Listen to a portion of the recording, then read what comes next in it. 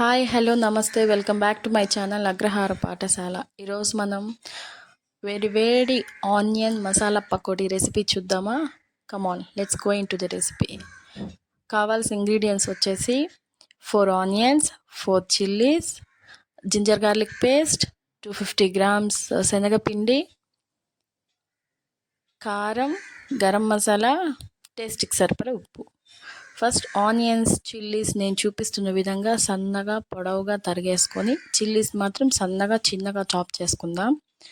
దాంట్లోనే జింజర్ గార్లిక్ని కొంచెం గ్రేట్ చేసి వేసేసుకొని, టేస్ట్కి సరిపడ ఉప్పు, కారం, గరం మసాలా అన్నీ హాఫ్ టీ స్పూన్ వేసేసుకొని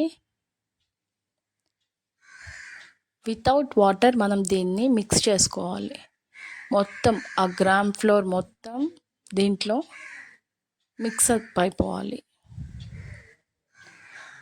పక్కన కడాయిలో ఆయిల్ పెట్టుకొని, జిలేబీ చూడండి రెసిపీ కోసం ఎంత వెయిట్ చేస్తుందో.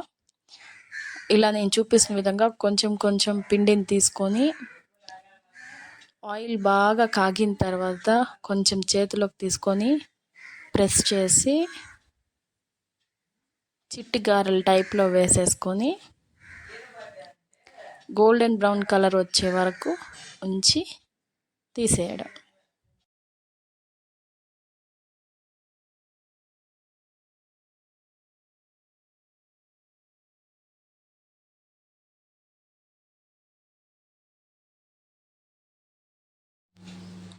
ఇలా గోల్డెన్ బ్రౌన్ కలర్ వచ్చేంత వరకు ఉంచి తీసేసేయండి. Now it's tasting time for jalebi. Oh so yummy అంటుంది. Thanks for watching my video. Like, share and subscribe to my channel Agrahara Pakashala. Love you guys. Bye.